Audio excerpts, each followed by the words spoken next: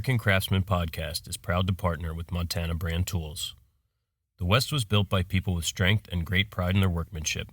It was a necessity that early settlers of Montana have a strong will, a resilient character, and great determination to tame the rugged landscape while adapting to its dramatic climate.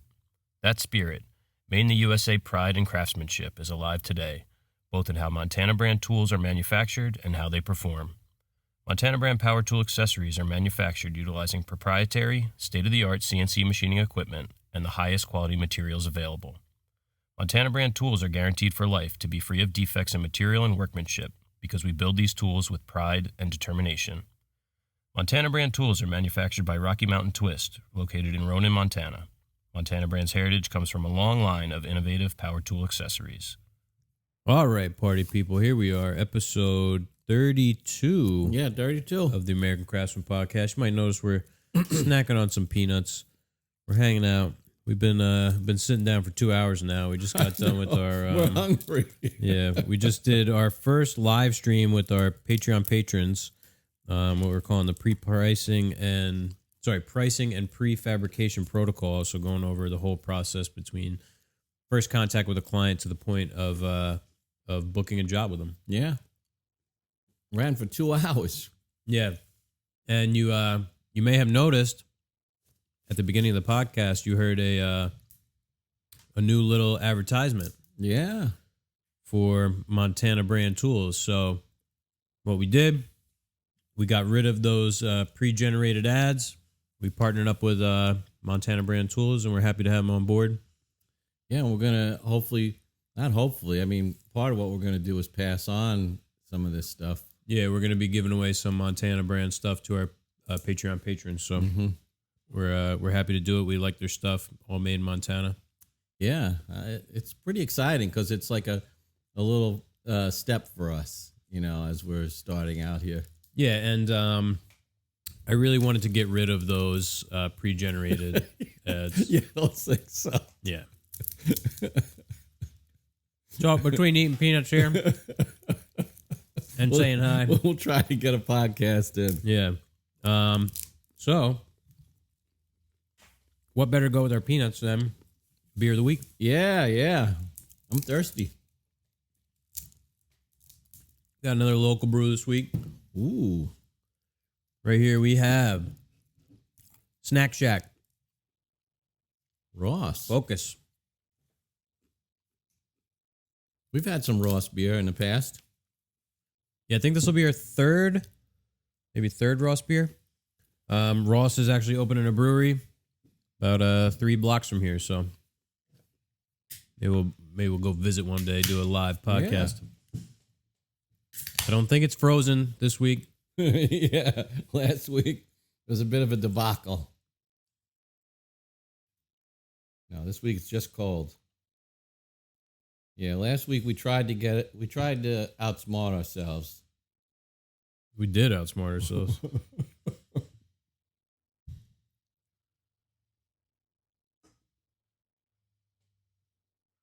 So what we have here is Snack Shack Session IPA. Oh, no, sorry.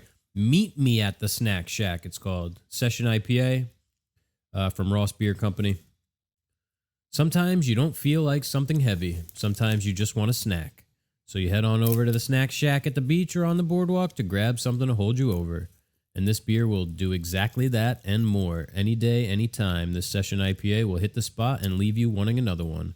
Complex, crisp, and citrusy. It drinks like a much bigger IPA thanks to our mix of Citra, Matuka, Azuka, and Eldorado hops. Man, hops are getting crazy. I don't even know those ones. You'll be enjoying this one for a long time to come. So come on down to the shore and meet me at the Snack Shack. Nice. Ross Brewing, Port Monmouth, New Jersey. Wow, they even say Port Monmouth? No, I just said that. Cheers. Cheers to you. Here's to you guys.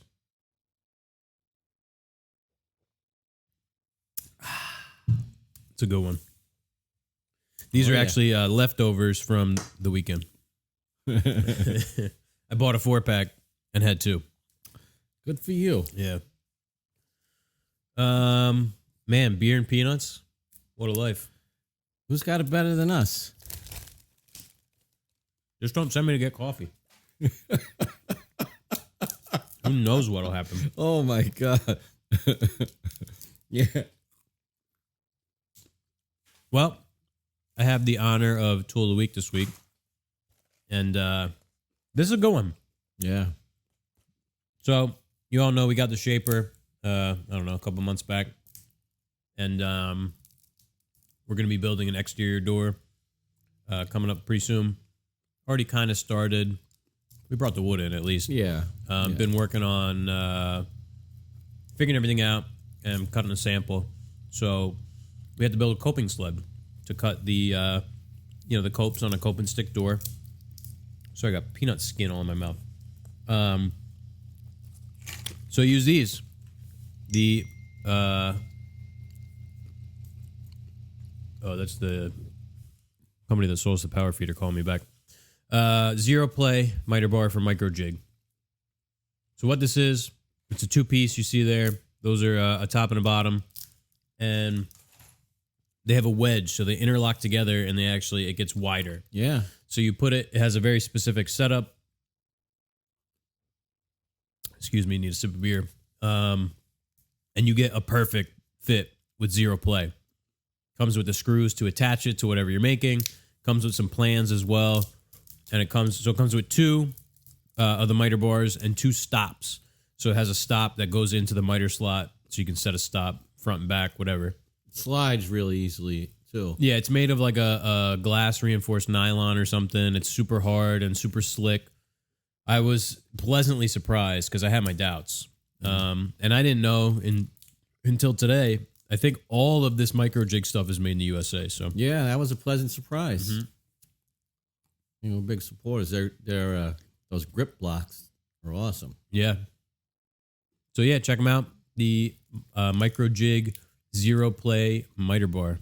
Got it in a 2-pack. Awesome. All right, we're gonna have to put you in. That's gonna be tough. You got the tool of the week. I'm just gonna sit here and keep cracking peanuts. I just did it. Oh. You're lucky I'm not reminding you about the gripe of the week. Life is too good to have a gripe of the week. Yeah. What about that mishap you had with the coffee? That was the other old guy. You don't say. This old guy knows how to run a coffee machine. How to pour a cup of coffee? Mm-hmm. Well, we got a lot of questions this week. I was joking around this morning. This is like the period craftsman episode because Freddie hit me with about, I don't know, a dozen questions. So it's like every other question is a question from Freddie at Period Craftsman, who actually has his own podcast called Against the Grain, I believe. Yeah, we should check it out. Yeah, I have listened to it before. When I was on the plane going to Atlanta, I downloaded a couple and listened to it. But I don't think I even realized it was Freddie and Justin, and I'm not familiar with the other guy, but it's 3 guys. Oh, like what? There was a time we had another guy here. Was there? I know it's hard. It's hard now. Doesn't ring a bell. Here's our first question. What finish did you use on the cabinet in the background? He's referring to the cherry. Oh, that cabinet right there? Yep. Yeah, it's still there. Believe it or not. Waiting on some hinges. We used that Rubio for exterior use. Yeah, so that is it's called Rubio Monaco Hybrid Wood Protector, and the color is Royal. It's a nice golden brown, sort of orangey shellac look almost. Yeah, you know, as the piece has been sitting here collecting a bit of sunlight, it really mellowed out. Yeah.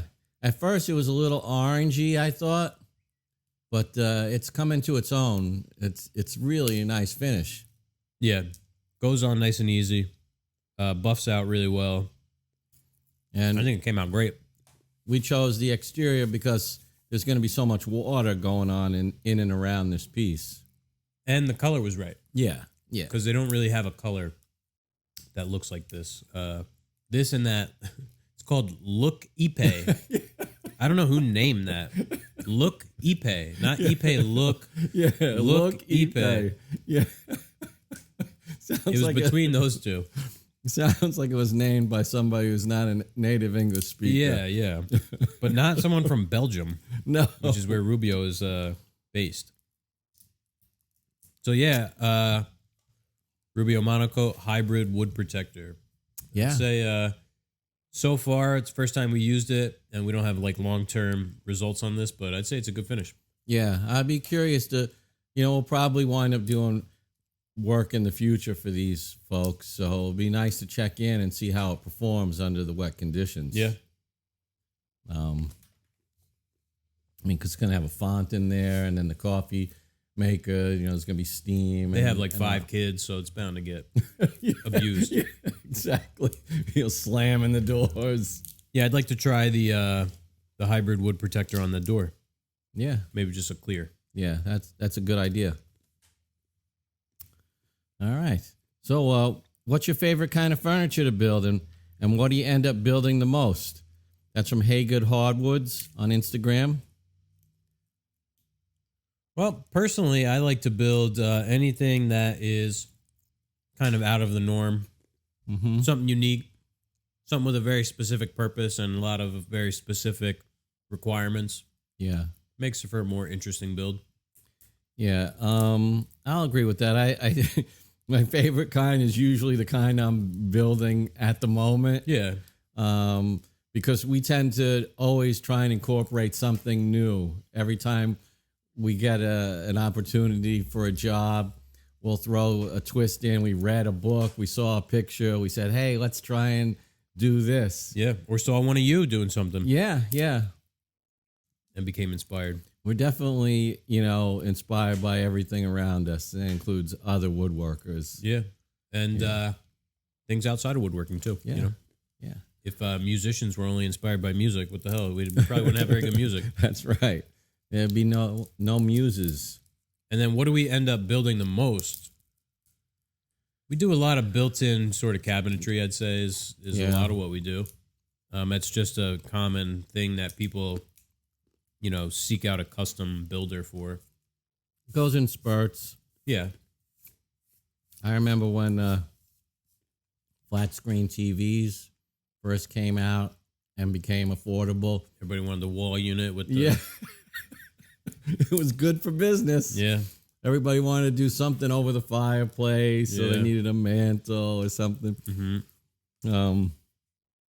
Yeah, built-ins. Everybody loves that built-in.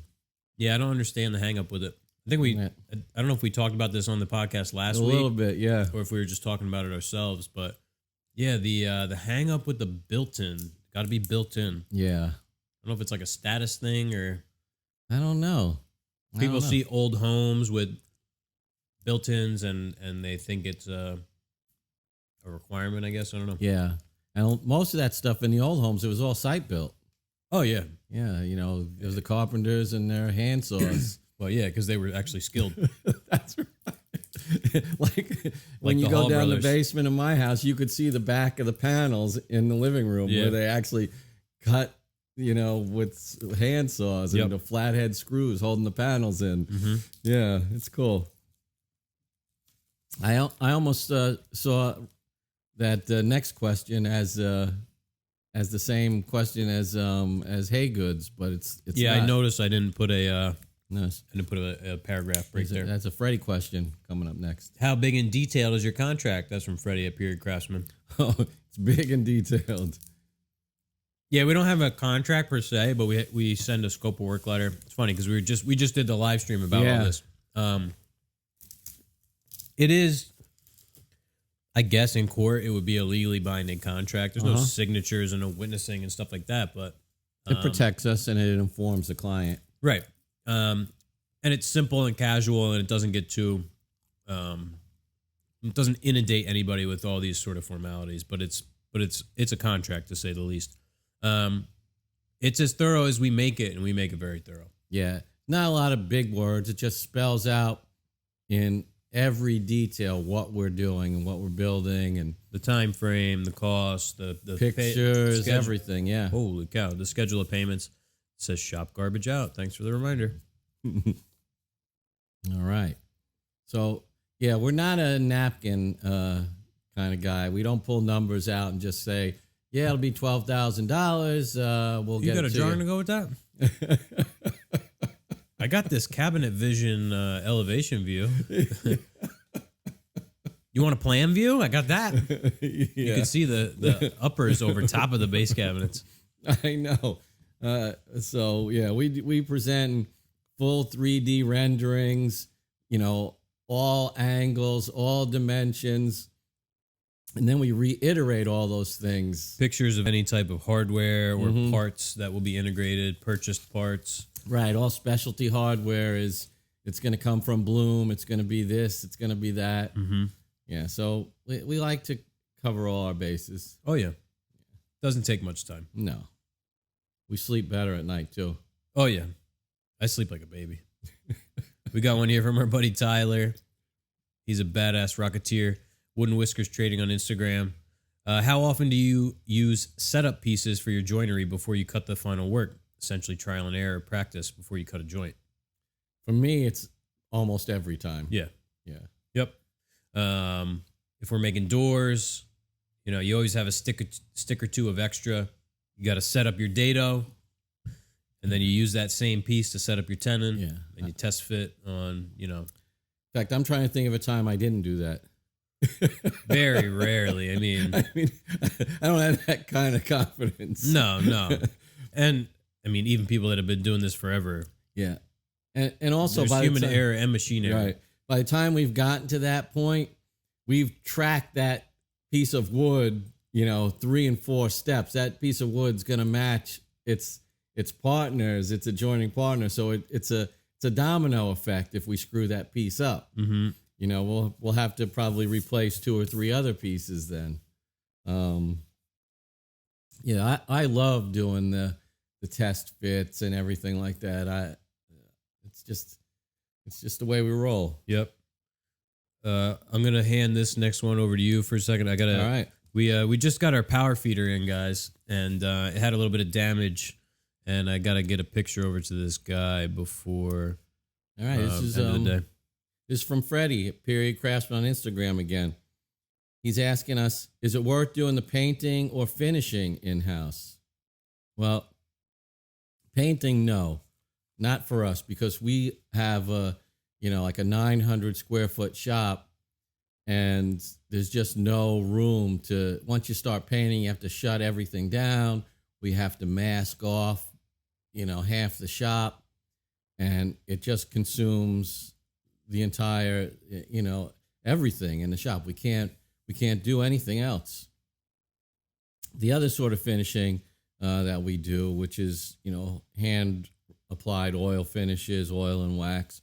Yeah, we do all that stuff here in house, and we're pretty good at it. And it's something that we'll generally do towards the end of the day, or if a project is going to be finished all at once, we'll do it that way. And it doesn't require the same kind of masking and things like that. It's really easy, especially stuff we work with. It's all food grade. You wouldn't even really need gloves if you didn't want to use them. Yeah. So it doesn't raise up any kind of bad odor or volatile chemical. That's the other thing with paint. Yeah, there's zero VOC. Mm-hmm. The tongue oil we use, you can use on a cutting board. Yeah. It's 100% food safe. Yeah. And so the time involved in painting, it'll raise the price of a job. Like if we were going to do a painted job, we'd build it out of hard maple, and we'd have to hire a painter, which we do, because they do it right. Right, we're not painters. And it's more expensive to have us build a painted piece than it is to have us build something, let's say, from cherry or even a more expensive wood, like white oak is expensive now. Yeah, we don't cut any corners on a painted piece. You know, some people might use soft maple and they putty everything and Bondo it and you know, use shoddy setups because they're going to cover with a thick layer of paint, but it's the same exact piece. Not our style. Yeah, you could take it, and instead of the painter coming to paint it, he could just put a clear on it and it would be a... Right. It's presentable then. Right. Yeah. We don't use MDF, so we're not using any engineered products. It's either...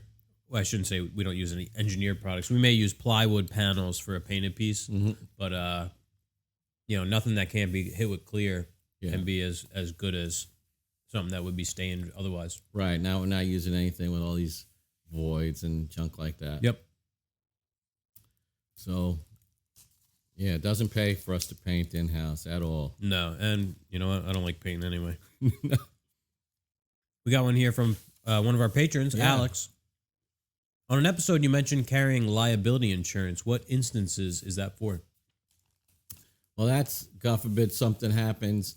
You damage something in somebody's home. It's for work outside the shop. Right. You know, whenever we're delivering something, you put a screw into the wall and hit a pipe. Yep. It could happen. I mean, you run into these things in people's homes. Even, you know, the freestanding bookcase you built falls over and lands on somebody. Right. And maybe liability insurance isn't the right terminology. I'm not fully up on the verbiage of insurance, but I think they call it an umbrella policy. Yeah. So it's for those instances. Fingers crossed they don't happen, you know. Right. And it's cheap. It's like, what, $1,000 a year for $1 million coverage or something like that? It's got to be in that ballpark. It's somewhere between $1,000 and $2,000. Yeah. I know some guys, Freddie was saying, you know, he's got a big policy with tools and maybe stuff in the shop, and he pays like maybe $5,000 or $6,000 a year. Yeah. But you know, it depends on if you have employees. We don't have any employees, and if we go on 8 installs a year, that's a lot. We might not leave the shop for months at a time. I only leave the shop once a week to go to rehearsal. Oh, well, yeah. Like, I don't leave the property. Yeah, for business, I mean, we very rarely leave. You know, we'll make a site visit and a delivery or install, and that's about it. There's only so many jobs we can fit into the year. Oh, yeah. We got another one from Freddie here. All right, what's he say? Have you been saying no to more jobs these days? No, not really. I mean... Not any more than usual. I think maybe he's getting at, has it been so busy with, you know, this COVID boom that we've been turning people away? We've been pretty steady. You know, we're not really a part of that boom because we're not really in that whole renovation kind of mix. We're more like a specialty kind of builder. We don't say no. This is something that we talked about in the live stream, but we vet out a lot of clients before it ever gets to the point of you know, manifesting itself into a potential job. So we don't have to say no to a lot of people. Right. They kind of weed themselves out. I'd agree with that. I like this next one because it's kind of relevant to our current situation. Right. This is from St. John Woodworks on Instagram. Any preference in doing residential work versus commercial work? If so, why? That's Brian at St. John's. I'll say we've been being approached more and more with commercial work. What do you prefer? I would probably say I prefer residential work. I don't know. I think the cool thing about commercial is typically they're looking for something maybe a little more unique because they're trying to make a grand impression on someone. Statement piece. Where residential is kind of we get approached with all this cookie cutter BS. Yep. Like we were talking about the wall unit or the built-in wall unit. Everyone wants a white shaker built-in. Commercial's not really looking for that. There is a lot of repeat kind of things, repeated designs, but yeah, I mean, the commercial things we've been approached with have been pretty unique. So Yeah. definitely interesting. Maybe not the highest quality things, like in terms of craftsmanship and materials, but definitely unique and interesting. They both have their pluses. Yeah. And for different reasons than maybe you might expect. Mm-hmm. One of the things I like about the residential work is actually getting a deal directly with the client Yeah, that's what I was going to say. and getting that real satisfaction. Because with the commercial work, it's cool that you can just kind of drop it off. Yeah. We dropped But- out those chaise lounges and it was kind of like It was a letdown, wasn't it? anticlimactic. You know, usually we bring a piece into a client's home and everybody's oohing and ahhing and telling you how much they love it, and you get to see it in the space, and then we drop off these chaise lounges On the loading dock. yeah, into like the freight elevator on, you know, that's still attached to the side of the building outside. And it was like, oh, wow, that's it. Like, this is kind of like a letdown. Yeah, we weren't used to that. So that's why I would say if I had to choose, it would be the residential work, because we really get to that. There's completion Yeah. with the residential work. And it just feels more personal. It is. I mean, we put a lot into it. Yeah. Even the commercial work, we put the same amount of ourselves into that work. Oh, yeah. Yeah. That's why there was kind of that emptiness. When they just, They're like, all right, on the walkie-talkie, sorry, send them up to the 7th floor. they just came and dragged them away. Like, be careful with those. They were going to put them on the concrete upside down. Yeah, oh my God. And they're like, no, the other way. So, yeah, I mean, I definitely think a mixture is good. Mm-hmm. A mixture of everything is always good because it keeps you interested and all that good stuff. Hey, Nick's got a good question here. Nick's also one of our patrons. You skipped over Freddie. Oh, Freddie. Well, I see his name all over you. Sorry, Freddie. Period Craftsman on Instagram. Do you answer the phone while in the shop working? Personally, I don't. Rob doesn't answer his phone ever. No, yeah, you're right. I don't pick up the phone. Usually just doesn't hear it ringing. Yeah, I have the ringers set either off or super low. Mm-hmm. Anybody that wants to get in touch with me is going to be an old client, and they know the best way to get me is to email me. Mm-hmm. So Jeff fields every phone call. Yeah, I do answer the phone. You know, if it's if I'm in the middle of something, I probably won't, depending on what I'm doing. Yeah. But if I have a second where I can take a phone call, I always try and take it. Yeah. We're pretty good about getting back to people, too. Yeah, oh yeah. Better than about 99.9999% of people out there. I'll agree with that. Even me. So the answer is yes. All right, now we get to Nick. All right, I'll let you take it because you were excited about it. All right. Where and when does veneer fit into furniture making? I used to look at it as, quote, the easy way out, or quote unquote cheap.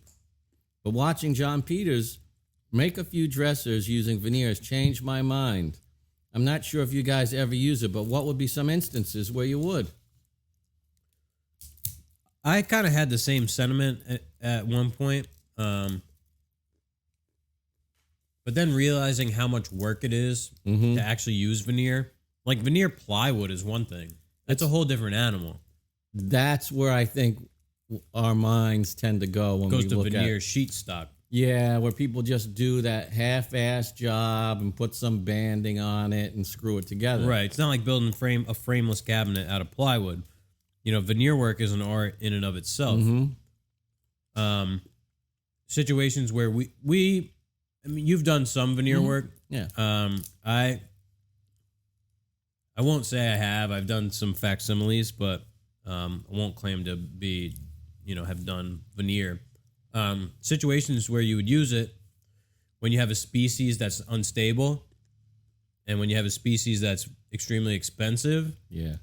I don't know. Can you think of any other reasons? Well, for us, Not really. I mean, it's like a specialty kind of thing. It's an Yeah. accent for us. So the times we'll use it, it would be if there's multiple doors and we're going to use like a figured wood for the panel. And like I did that quarter sawn butternut. Yeah, that was nice. Butternut and quarter sawn, for that matter, was really hard to get. Yep. And there were like one or two boards, and the guy cut it into veneers, and I used it for all the drawers and doors. Mm-hmm. And that kind of speaks to both instances that you were talking about.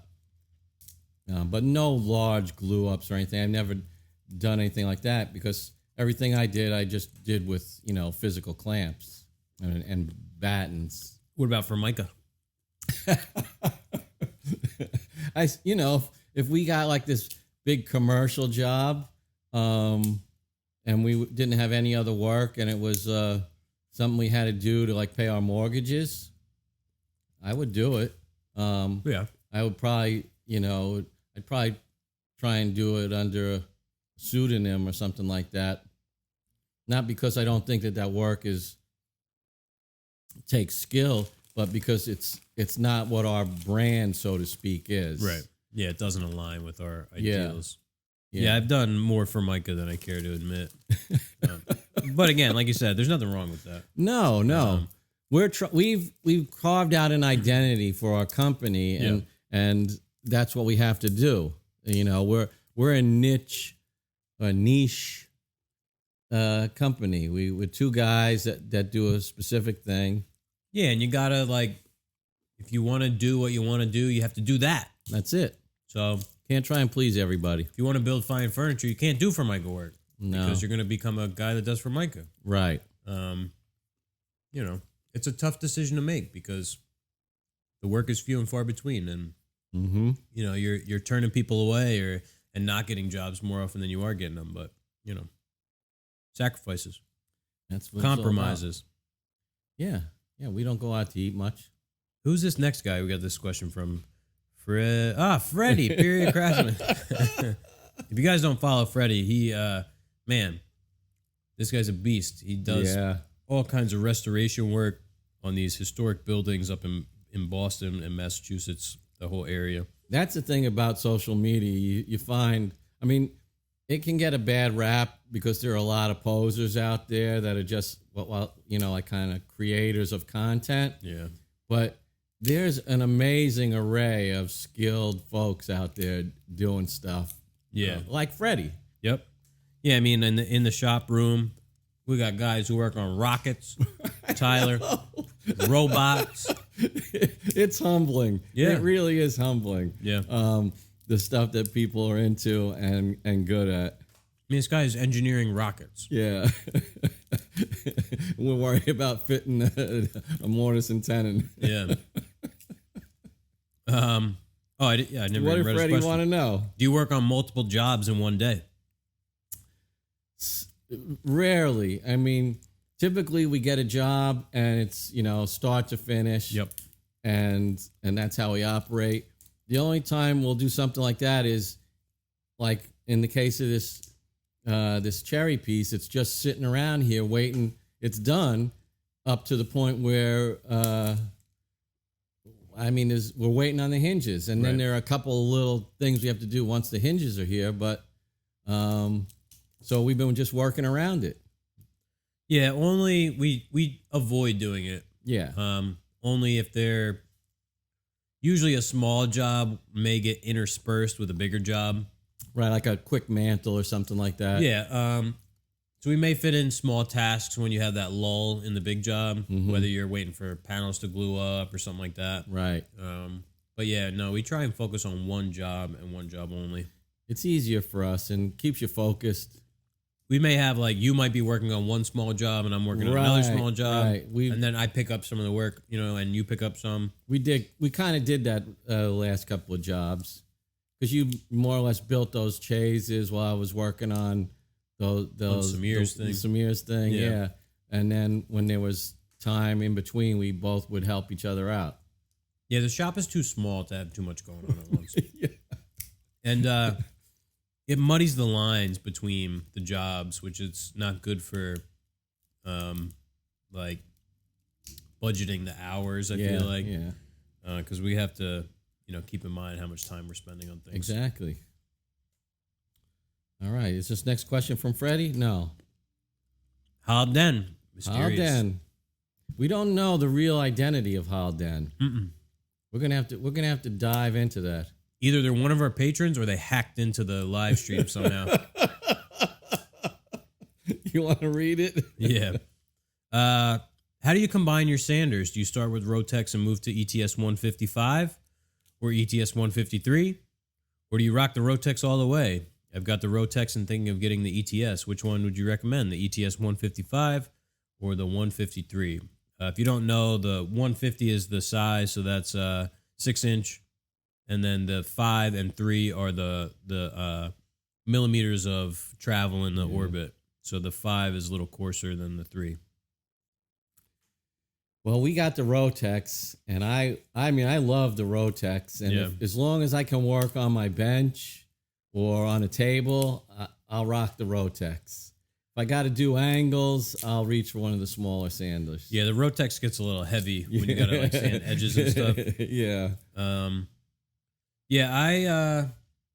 I will go Rotex all the way. I do like to finish last though with the 153 because we've got a 153 and 2 LTD 5s, which are 125 is the 125 of the 5-inch. Yeah, we have 125 3s. We used to have the 153, 150, but Rich killed it. Yeah.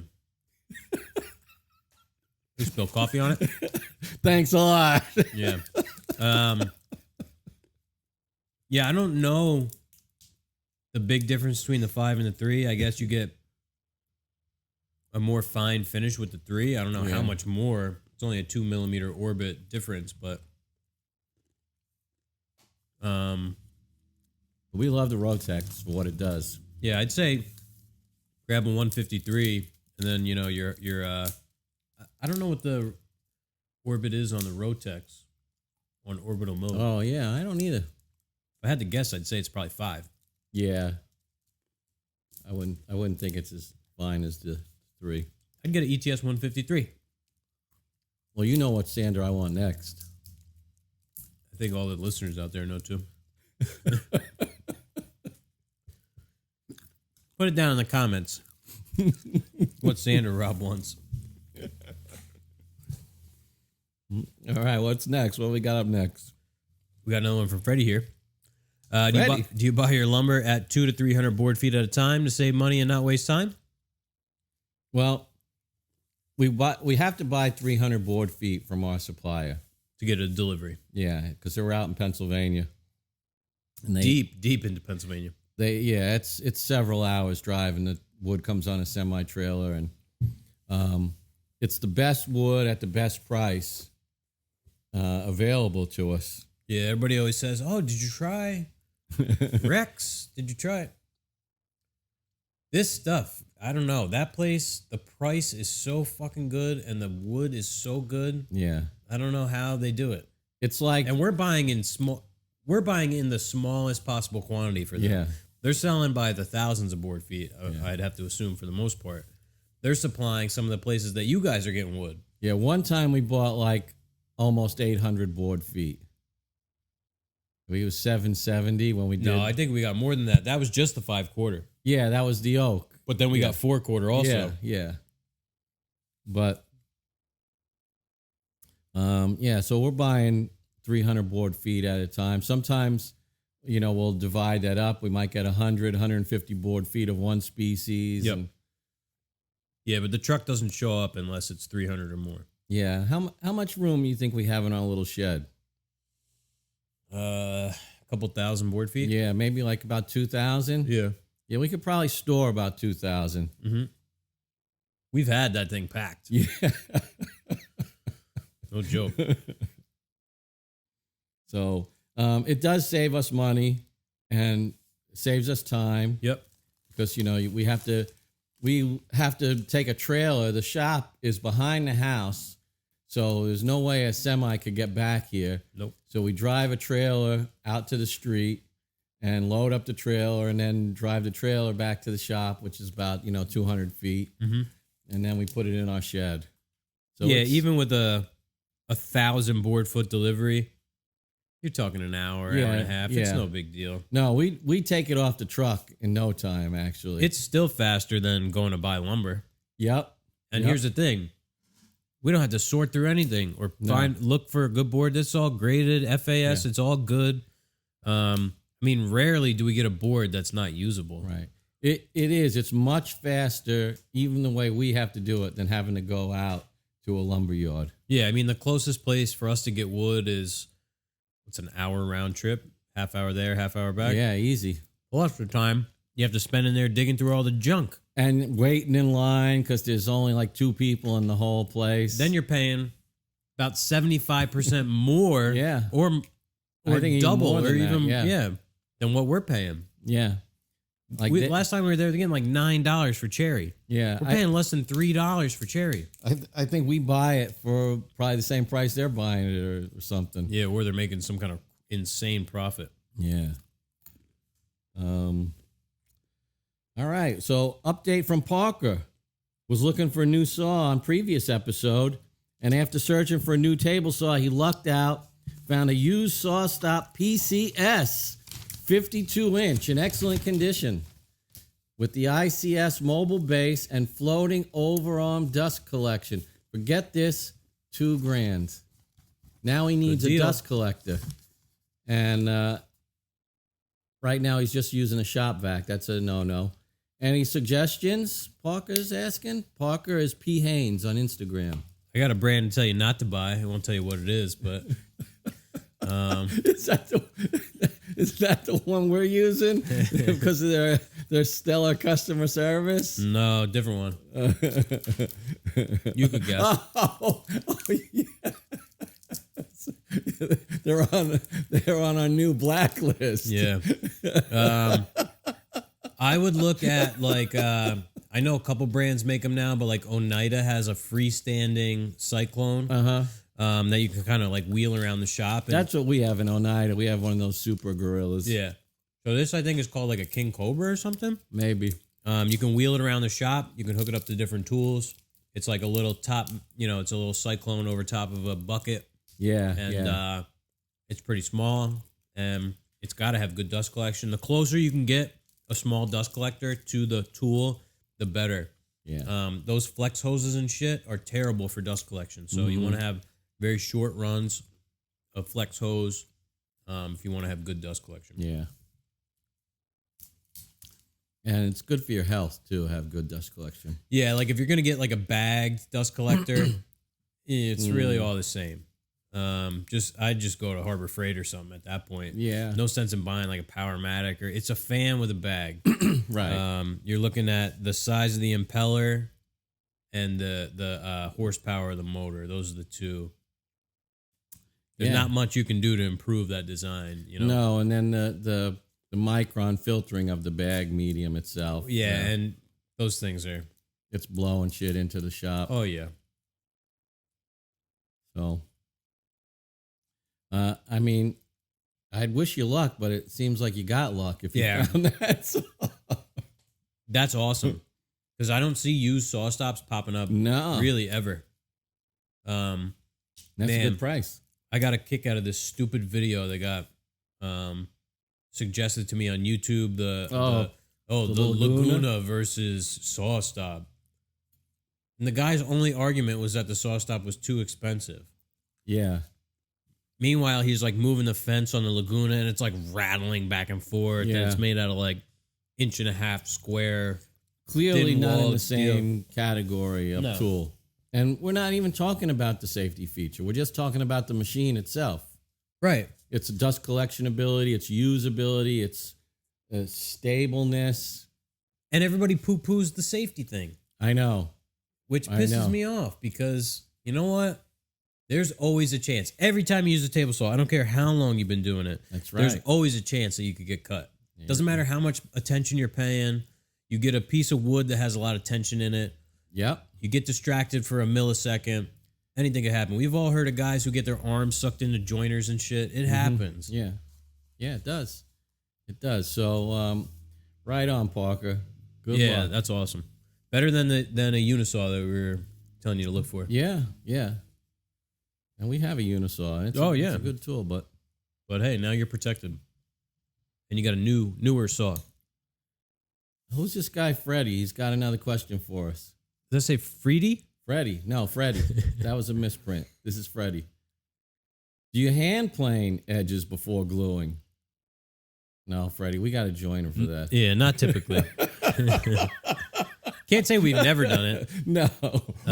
You might get some squirrely reversing grain and stuff. Yeah. Have to clean something up, but no. But with that spiral head, I mean, the one tool that's just so rock solid, the one machine, I'll say, that is old and reliable, that have never faltered, knock on wood, has been our jointer. Like some others. Yeah. Freddie has this Powermatic tenon machine. Oh, man. It's like two heads like this, and you pass the board through this way. That thing is so badass. He's been showing he has a oscillating mortising machine. Oh, yeah. It's like Domino took the idea and created the domino. So it's a square mortise chisel, and it goes back and forth like this and makes a square mortise. Cow. Yeah. So you don't have to, drop it down, move the piece over. Yeah, it makes, it oscillates, and it's super sweet. That's cool. Yeah. No, of course we joint all the edges. Yeah. In fact, we helped out a buddy, came over right. Steve, yeah. With the glue up. So shockingly good glue up for having cut the edges with his track saw. A lot of guys do that, believe it or not. Yeah. It wasn't that bad. I mean, it was gappy. It was, I mean, not to our standards. Yeah. I guess second best thing to having a joiner. Yeah. Or a joiner plane. Yeah.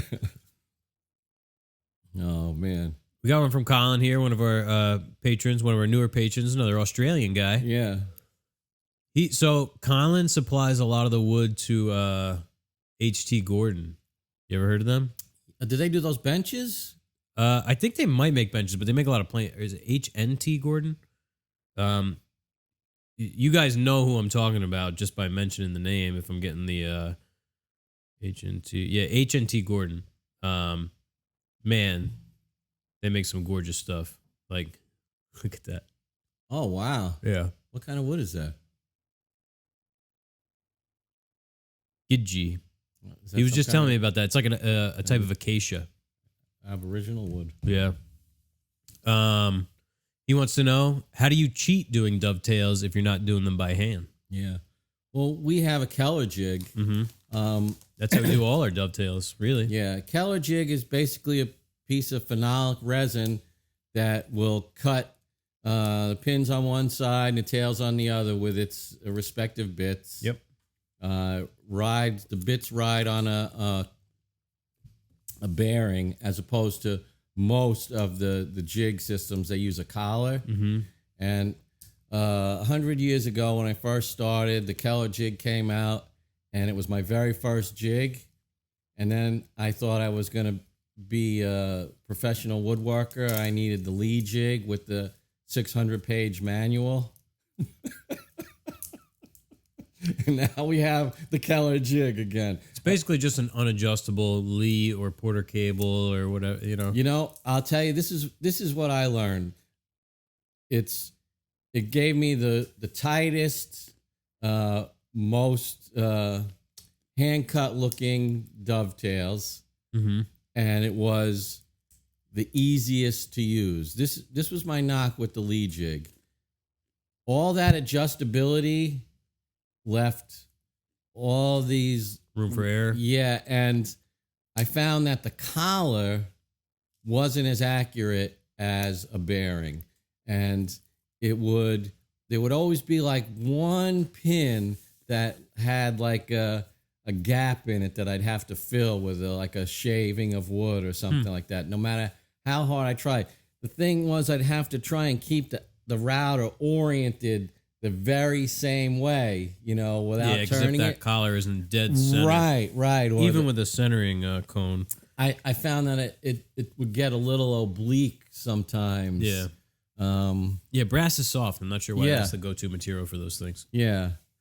So that's how we do it.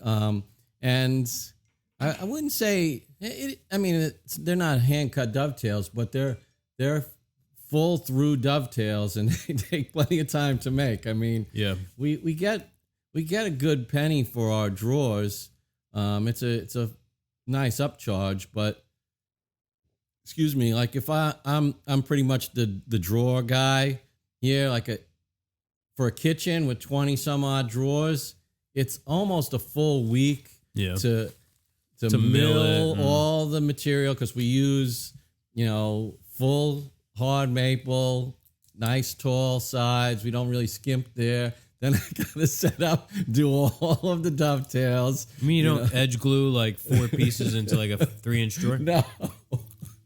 And then that's industry standard. You got to plane and sand, and of course you got to finish, and you got to cut the notches in the back, and it's a lot of work. Yeah. But there's nothing like it. I mean, it's something that the clients really dig when you show them like these big drawers, and then they see how heavy it is. Like the drawer is like 20 pounds. Oh yeah. It adds to the experience of the closing and opening, almost like I kind of liken it to, like the way a door in a nice Mercedes or something shuts, it feels heavy, it goes. Yeah, or like when you close a 2 2/4-inch front door instead of an 1 3/8 front door. Right. It has that substantial feeling to it. Yep. So that's how we do it. It's definitely, I'm gonna say, in my experience, the next best thing to the hand cut dovetail. Which, for me, if I'm doing something like that, I like to leave in all the maker's marks and all that stuff, so that it really looks hand cut. There's the scribe lines and all that junk. I that's the way I like it. And most people, they look at it and they go, "Why do you see all these marks on it?" Yeah, like hand cut dovetails on a kitchen is it's excessive. It's like that's something you do when you have a few drawers on a dresser or something like that. Yeah, like as soon as they had machines that did it, they stopped cutting them by hand. Yeah. Really. You know what I mean? So that's our secret. All right, here's something from Freddie, and we kind of went over this in our Patreon lecture series. Do you mark up material these days with how they've increased? I don't know. Maybe it's just us. We haven't really seen an increase. No, the stuff that we use hasn't gone up yet. Maybe slightly. Yeah. But I wouldn't even say anything more than 5%. Right. Which you get fluctuations like that anyway. Yeah. I mean, we see more fluctuation based on the woods that China's using than anything else. I mean, that was something we learned. I mean, everything that we're buying is coming from a few hundred miles away at most. Yeah. Sapele is the one thing that we buy that comes from outside the continental United States. Like oak went up because they were using a lot of oak in China, and cherry went down because they weren't using a lot of cherry in China. Right, and even the domestic demand for oak is a lot higher because it's used in everybody's using it for flooring. Yeah. So yeah, I mean, we mark up material anyway, not a lot. Handling. Yeah. And to account for the fact that we have to buy more than we may use. But we haven't really had to increase the price because of price increases in the material. No. I'll call for a price before we bid a big job, and haven't seen a crazy increase. All right. Well, next to last question, the penultimate question from Rich, also one of our patrons. Yeah. Rich is building a crawl space access door.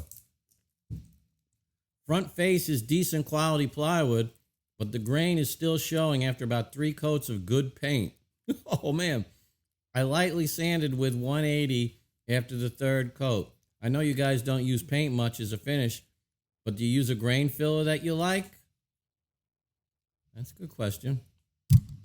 I can't say that I have any experience using grain fillers, but any good wood putty is going to be fine. Yeah. Skim coat that puppy, sand it, paint it, you'll be good. Yeah, even if you have to thin it down a little bit, huh? Yeah, if you use something that's, I'm assuming crawl space, you're talking about inside. Like I like the Elmer's that comes with the orange top. You can just throw some water in there, get it real thin, take a wide spackle knife and just coat it, sand it. Yeah, and you're golden then. Yep. I agree with that. Yeah. Oh, so it's oak grain. Yeah, it's probably pretty deep. Yeah. I mean, you could just paint it like a couple more times and maybe it might be filled in, but. Yeah, I like your suggestion there. Skim it with some thinned out Elmer's. Mm-hmm. Yeah, a new container, that stuff is pretty spreadable. Yeah, it's nice when it comes out. It's like icing. Yeah, like the first time you open a thing of putty, it's the best it's gonna get. That's right. Not gonna get any better than that. Mm-mm. Once you get one little dry spot and it gets mixed in there somehow, you're screwed. Man, we got one more question. Who's this from? Ferdy? From Freddie, period craftsman. We want to thank Freddie for, and all kidding aside. He hit me with most of these last week, and it was too late. It must have been right before we started, so I didn't get a chance to get one. Because we love getting the questions. I mean, it's really what drives our podcast. So, and he's got good ones. Yeah, thank you, Freddie.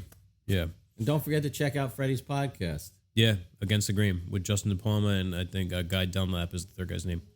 How many hours a day or week do you work?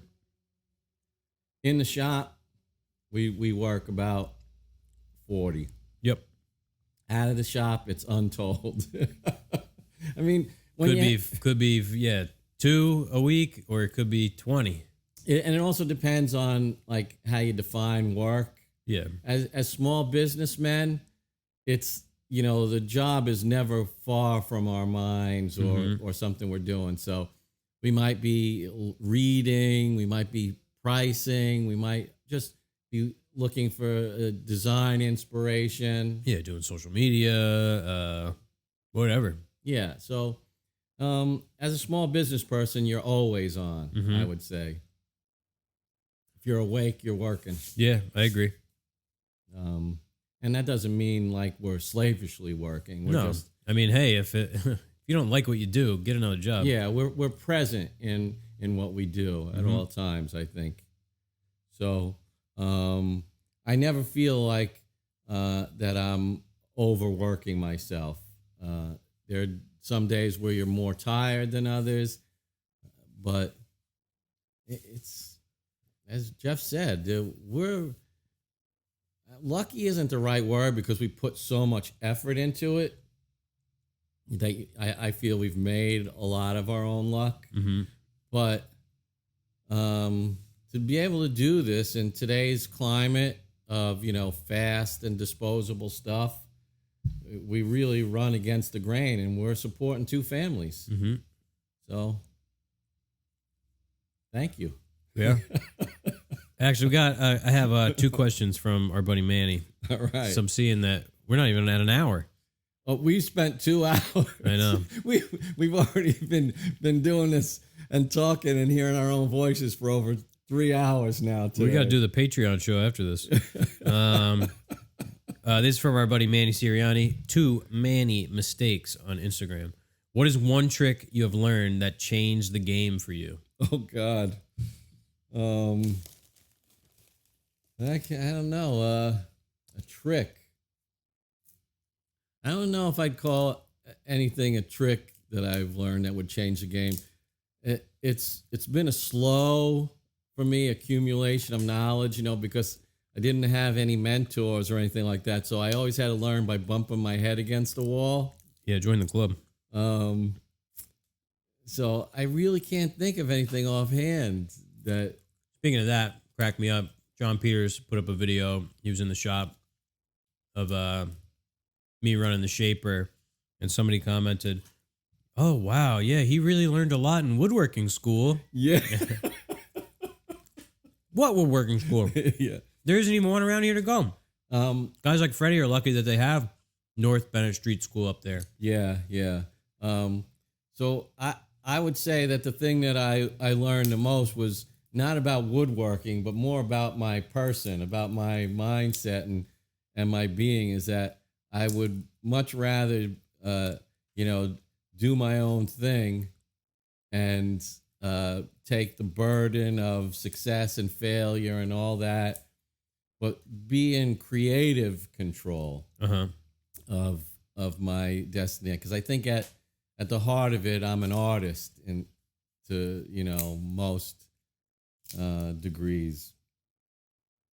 And working for other people and doing sort of like assembly line work, it's unfulfilling. It is. There was the camaraderie of working in a place where you have friends, but now I got you. Mm-hmm. So we get to build cool shit. I get the best of both worlds. Yeah. Before that, it was work by yourself and do what you want, which could be exhausting. It can, because just having the presence of another person is good. Being able to commiserate and share, the bad parts of running a business. Yeah, there's something to that. So that's what I learned. It was I like being the captain of my own ship, and that means sharing it with Jeff. So it's not like it's your Captain Bligh. It's a full-on partnership. You're making deep literary references that you expect people to get. Sorry.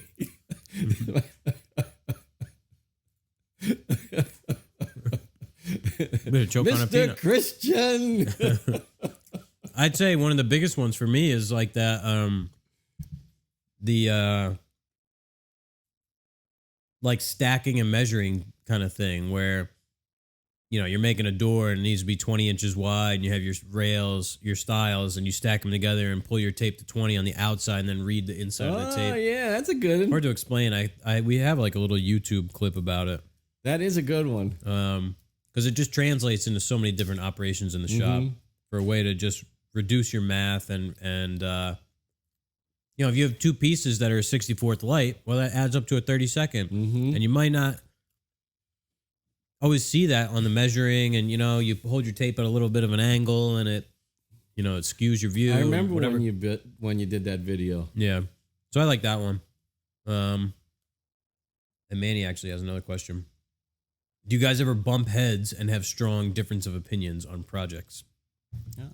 I mean, I think we did a little bit at the beginning when there were three of us here also, and we were just trying to find our feet. But yeah, I think as time goes on, it's definitely been less and less, and we've learned to just go with the flow of.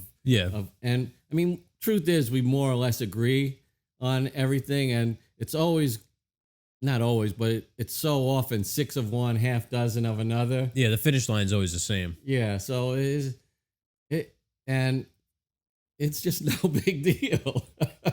That's really the end result. Yeah. You know what I mean? And it's a lot easier with two guys, especially when one of the three has no real opinion on anything. No, I thought you were going to say value. Well, no comment.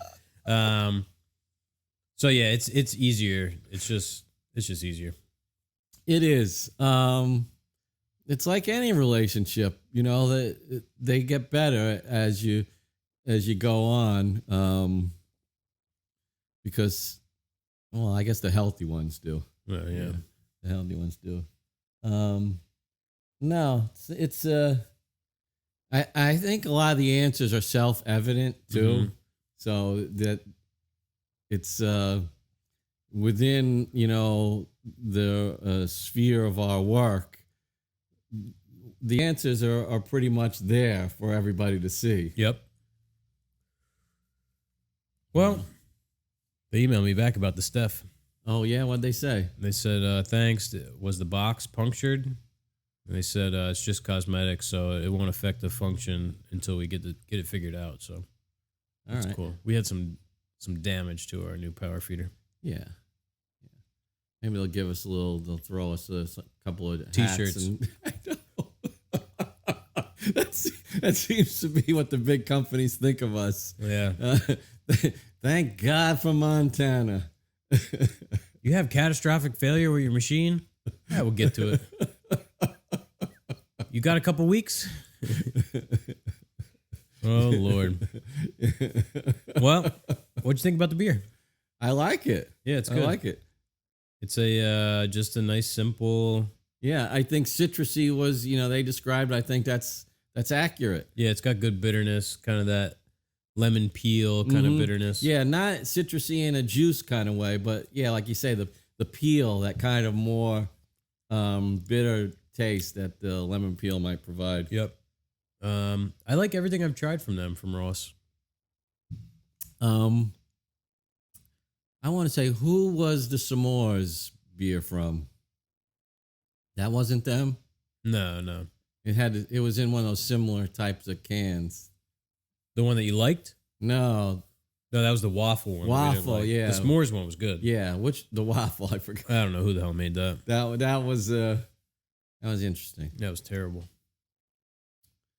Yeah, well, the week before last when I brought in that Kona, that was the first ever 2 thumbs down beer in our entire podcast history. Yeah.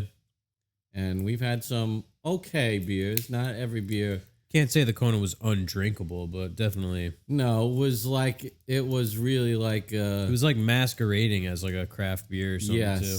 Which kind of put a bad taste in my mouth. Right, I felt cheated. Mm-hmm. Came in like these little bottles, trying to make it look like, it was all crafty. They're just made out of melted down Budweiser bottles. The ones that break when they fall off the assembly line. Like, yeah, melt these down. Send them to the longboard factory. Yeah, Hawaii. Where was it brewed again? Fort Collins, Colorado. Yeah, I know. It's probably like a spill off from the Coors factory or something. It's Budweiser, apparently. Oh. Yeah. Oh, jeez. Yep. Now I really feel cheated. Yeah. At least it wasn't Coors Light. Yeah, thank God for that. Well, all right. That brings us to the end of another podcast. Thank our gold tier patrons. Yeah. Jerry Greenan, David Murphy, Manny Sirianni, Dustin Fair, Adam Pothast, David Shoemaker, and Colin Lai. And as always, we'll have a link to the tool of the week, the Micro Jig Zero Play lighter bar down there. If you're making some kind of sled or anything like that, a jig in the shop, I would say that's based on the price and its performance. There's no other equivalent option. We tried all the HDPE doesn't work. No. The metal ones aren't great. The making one out of wood, it's always changing width. Yeah, works great one day, it's jammed the next day. Yeah, it just saves a headache. Yeah. If you would like to follow us on Patreon, we'll have a link down there too. We're doing these live streams now. I guess we're going to try and do them either bi-monthly or quarterly. Yeah. These sort of learning educational type things. We did the pricing and prefabrication protocol today, and we'll be planning the next one. We'll be a little more prepared technologically for the next one. Yeah. It was a bit of a learning curve to do a YouTube live with the screen switching and sharing the screen and stuff. So we could easily plug in another monitor for next time. Oh, yeah. We could even probably do dual laptops somehow. Yeah. Also, the American Craftsman Podcast glass. Oh, yeah. We still have, I don't know, maybe about 10 left. Yeah. So you can find those on the website, and you can have a beer with us while you listen to the podcast. And, I think that's all we got. Thank you, as always. Thank you. See you guys next week, episode 33 next week. Yeah. Double 3. Later on.